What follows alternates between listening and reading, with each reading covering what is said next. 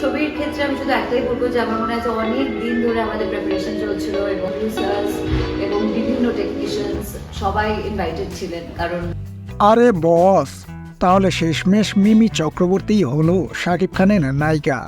এ বিষয়ে উচ্ছ্বসিত এই নায়িকা শাকিব খানের প্রশংসা করে বলেন, শাকিব খানের সাথে কাজ করার জন্য আমি বেশ এক্সাইটেড। এই ছবিটি আমার জন্য স্পেশাল হবে। তিনি আরও বলেন, বাংলাদেশে আমার প্রায় যাওয়া হয়, কখনো কাজে কখনো বা ঘুরতে।